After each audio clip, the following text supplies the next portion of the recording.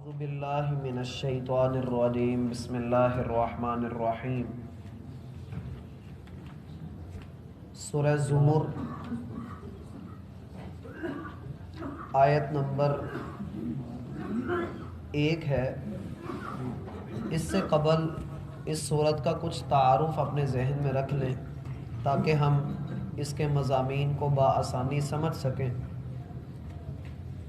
اللہ ذوالجلال نے اس سورت کی 75 آیات نازل فرمائی ہیں اور اس کے 8 رکوع ہیں۔ اہل علم کا اتفاق ہے کہ یہ سورت مکی سورت ہے، جیسا کہ آپ جانتے ہیں کہ وہ صورتیں جو ہجرت سے پہلے نازل ہوئی ہوں ان کو مکی صورتیں کہا جاتا ہے، اور وہ جو ہجرت کے بعد نازل ہوں ان کو مدنی صورتیں کہا جاتا ہے۔ مکی صورتوں میں توحید، رسالت اور تصور آخرت پر بحث کی جاتی ہے، اور مدنی صورتوں میں زیادہ تر معاشرتی مسائل کا حل پیش کیا جاتا ہے۔ یہ صورت بھی مکی صورت ہے۔ بعض آیات کو اہل علم نے مدنی بھی قرار دیا ہے، وہ ان کے مقام پر انشاءاللہ ہم ان کی تفصیل کو دیکھیں گے۔ فی الوقت یہ پوری صورت اپنے اندر 2 طرح کی چیزوں کو لے کر ہمارے سامنے ہے۔ ایک یہ ہے کہ اس کی بیس آخرت ہے، اس میں ہم جتنی بھی آیات کا مطالعہ کریں گے ان میں ہمیں آخرت کا رنگ نظر آئے گا۔ مثلا اس صورت میں ہم یہ بات پڑھیں گے کہ وہ شخص جو اللہ کا فرما بردار ہے اور وہ جو نافرمان ہے، کیا یہ دونوں برابر ہو سکتے ہیں؟ اور اسی طریقے سے اس صورت کے اندر ہم آخرت کے ہی حوالے سے یہ چیز بھی ملاحظہ کریں گے کہ جب سور پھونک دیا جائے گا تو زمین و آسمان کی مخلوقات کی حالت کیا ہوگی۔ اس موضوع کے ساتھ ساتھ جو بنیادی موضوع اس میں چلے گا، اس فضا کے ساتھ، فضا آخرت کی ہوگی، بیس آخرت کی ہوگی، یوں کہہ لیں کہ ٹون آخرت کی چلے گی، ہر حوالے سے ہر جگہ پر آخرت ساتھ ساتھ چلے گی۔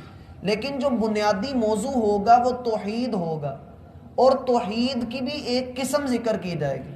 توحید کی 3-4 اقسام ہیں، لیکن یہاں اس صورت کے اندر توحید کی ایک قسم کی جائے گی۔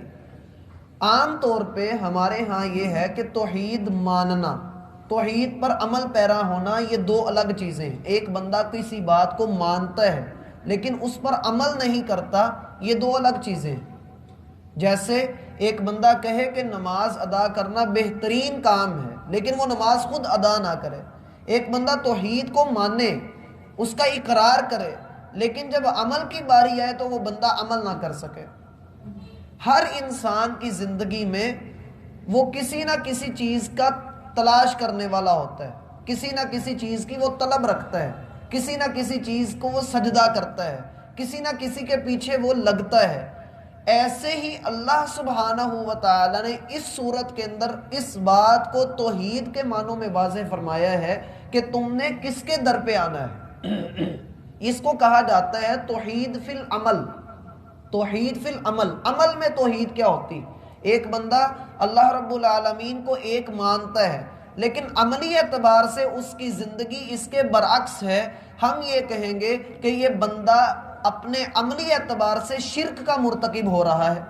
مثلا آپ یوں سمجھ لیں کہ اللہ رب العالمین بندوں کو حکم دیتا ہے کہ میرے بندوں نماز ادا کرو۔ اگر بندہ نماز نہیں ادا کرتا تو اس نے اللہ سبحانہ و تعالیٰ کو کس لیول پر رکھا؟ اس نے تو اللہ کو نچلا لیول دے دیا، اس نے تو اللہ کو عام سمجھ لیا۔ اس کی خواہشات، اس کی طلب یا اس کی زندگی کا جو اس کا لائف گول ہے، وہ اس کی خواہش اس کا معبود بن گئی۔ اس نے اپنی خواہش کو پکڑ لیا اور اللہ سبحانہ و تعالیٰ کی بات کو چھوڑ دیا۔ ایسے بندے کو ہم کہیں گے کہ یہ بندہ بھی عمل میں شرک کا مرتکب ہوا ہے۔ شرک کے چور رستے ہیں، چور دروازے ہیں۔ اس صورت کے اندر ہم ان کو بھی ساتھ ساتھ دیکھیں گے۔ یہاں یہ بات بھی ذہن میں رکھ لیں جو رسول اللہ صلی اللہ علیہ وسلم کا فرمان ہے کہ بندے کے دل کے اندر شرک اس طریقے سے آتا ہے کہ چیونٹی کی چال بھی اتنی آہستہ نہیں ہوتی جتنی شرک کی چال آہستہ ہوتی ہے۔ اتنی آہستگی سے بندے کے دل کے اندر داخل ہو جاتا ہے اب اس سورت کا پچھلی سورت کے ساتھ بڑا گہرا تعلق ہے. ہم نے سورہ صاد کے آخری حصے میں یہ بات پڑھی، آپ دیکھیں ان ہوا الا ذکر للعالمین، یہ ہم نے کل پڑھا تھا کہ یہ قرآن جہان والوں کے لیے نصیحت کا سامان ہے. یعنی پوری سورت کا خلاصہ آخر پر ذکر کیا. آپ سورہ صاد کی دوسری آیت کھولیے، وہاں پر لکھا ہوگا والقرآن ذی الذکر، ہمیں قسم ہے اس قرآن کی جو نصیحت والا ہے. یہ دو باتیں، پہلے بھی وہی بات سورہ صاد کے شروع میں آئی اور یہاں آخر پر بھی وہی بات آئی. یعنی اس سورت کا، پچھلی سورت کا جو اختتام ہوا ہے وہ قرآن کی صفت پر اختتام ہوا ہے، اور وہ قرآن کی صفت کیا ہے کہ یہ نصیحت ہے، یہ نصیحت ہے. اب قرآن کی اگلی صفت سے آغاز کیا جا رہا ہے سورہ زمر کا، وہ ہے تنزیل الکتاب من اللہ العزیز الحکیم. یہ کتاب اللہ کی طرف سے نازل کردہ کتاب. یہ سورت ایک ایسی سورت ہے جسے عام طور پہ ہمارے عوام الناس نہیں جانتے. یہ ان صورتوں میں سے ایک ہے.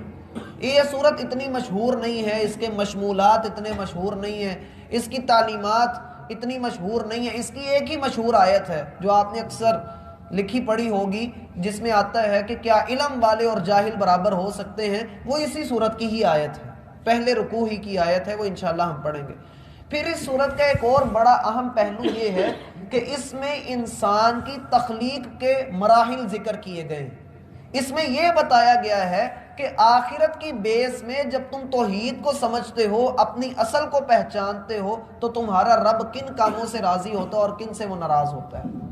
اسی صورت کے اندر ہم یہ بات بھی ملاحظہ کریں گے کہ اللہ سبحانہ و تعالی اپنے بندوں کو معاف کرنے کے لیے کون کون سے دروازے کھولے ہوئے ہیں، کن کن دروازوں سے بندہ توبہ کر سکتا ہے. اس صورت کے ابتدائی حصے میں پہلے رکوع کے اندر یہ تعلیمات ہیں کہ یہ کتاب اللہ کی طرف سے نازل کی گئی ہے، لہٰذا آپ اللہ کے لیے اپنے آپ کو اور اپنے دین کو، اپنے کاموں کو خالص کر لیجیے. پھر انسان کی حقیقت بتائی گئی ہے. پھر یہ بتایا گیا ہے کہ جو خود کو اور اپنے رب کو پہچان لیتا ہے وہ علم والا ہے، اور باقی سارے جاہل ہیں، اور یہ دونوں برابر نہیں. دوسرے رکوع میں آخرت کا ایک زوردار انداز آتا ہے، اور وہ لفظ کل کے ساتھ ہے. آپ کہہ دیجئے کہ میں اللہ کی نافرمانی نہیں کروں گا کیونکہ میں نے اس کو حساب دینا ہے. آپ کہہ دیجئے کہ میں اللہ کی نافرمانی کیسے کروں جبکہ اس نے مجھے اتنی نعمتیں عطا فرمائی ہیں.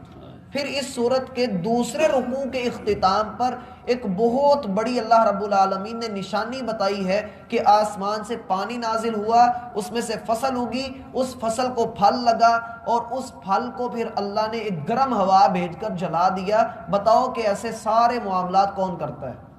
تیسرے رکوع کے ابتدا میں اللہ رب العالمین ذکر کرتے ہیں ان لوگوں کا جو لوگ اسلام کے رستے پر چلتے ہیں، اللہ ان کے دلوں کو کیسے بڑا کر دیتے ہیں، سینے کھول دیتے ہیں، ہدایت کے رستے واضح ہو جاتے ہیں. اور ان لوگوں کا ذکر کہ جو اسلام سے دور ہوتے ہیں، اللہ ان کے ساتھ کیا کرتا ہے. یہاں تک آ کر یہ 23واں پارہ مکمل ہوتا ہے. 24ویں پارے کے ابتدا میں یہ صورت کافی لمبی آگے چلتی ہے.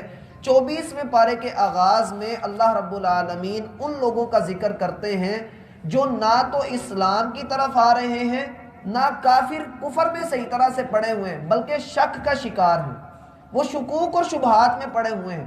ایسے لوگوں کو بھی اللہ رب العالمین نے 24ویں پارے کے پہلے رکوع میں ہدایت دی. 24ویں پارے کا دوسرا رکوع جب شروع ہوتا ہے تو اللہ رب العالمین اس بات کی تعلیم ہمیں دیتے ہیں کہ اگر تم لوگ غور کرو تو جو لوگ اللہ کو مانتے ہیں، جب اللہ کا نام آتا ہے تو ان کے چہرے کھل اٹھتے ہیں، اور جب تم ان لوگوں کو دیکھو جو اللہ کو چھوڑ کر کسی اور کی بندگی کرتے ہیں، تم دیکھو گے کہ اللہ کا ذکر آتا ہے ان کے چہرے مرجھا جاتے ہیں. پھر اس سے اگلے رکوع میں 24ویں پارے کے تیسرے رکوع میں یہ ذکر کیا جائے گا کہ اللہ اپنے بندوں کو معاف کیسے کرتا ہے اور قیامت کس انداز میں آئے گی. اور اس سورت کا جو سیکنڈ لاسٹ رکوع ہے اس میں ہم یہ پڑھیں گے کہ اللہ رب العالمین کی قدر کیا ہے. اور آخری رکوع 75 آیات ہیں ٹوٹل اس کی 71 نمبر آیت میں اور 73 نمبر آیت میں ہم اس سورت کا نام بھی پڑھیں گے، زمر. زمرہ، زمر کا معنی ہوتا ہے گروہ، زمر کا معنی ہوتا ہے گروہ. یہ قرآن میں صرف اسی جگہ پر استعمال ہوا ہے. یہ زمر کا لفظ اسی سورت کی آیت نمبر 71 اور 73 میں استعمال ہوا ہے، باقی پورے قرآن میں کہیں نہیں آیا. اللہ رب العالمین فرماتے ہیں ہم جنتیوں کو گروہ گروہ کر کے جنت کی طرف چلائیں گے، اور جہنمیوں کو بھی اسی طرح سے گروہ گروہ کر کے جہنم کی طرف چلائیں گے. اور آخر پر یہ سورت اللہ کی حمد و ثنا پر مکمل ہوتی ہے. سورۃ الفاتحہ کی پہلی آیت کے اوپر یہ سورت مکمل ہوتی ہے. وقال الحمد وقیل وتر الملائکۃ حافین من حول العرش، اور آخر پر آتا ہے وقیل الحمد للہ رب العالمین، کہ سب تعریف اس رب کے لیے ہے جو تمام جہانوں کا پالنے والا ہے. تو یہ صورت اپنے مشمولات کے اعتبار سے، اپنے مضامین کے اعتبار سے انتہائی اہم ہے توحید کا موضوع سمجھنے کے لیے. انشاءاللہ اللہ نے توفیق دی تو اس کی ابتدائی آیات جو ہیں وہ اگلی ملاقات میں ہم دیکھیں گے. سبحانک اللہ اعوذ باللہ من الشیطان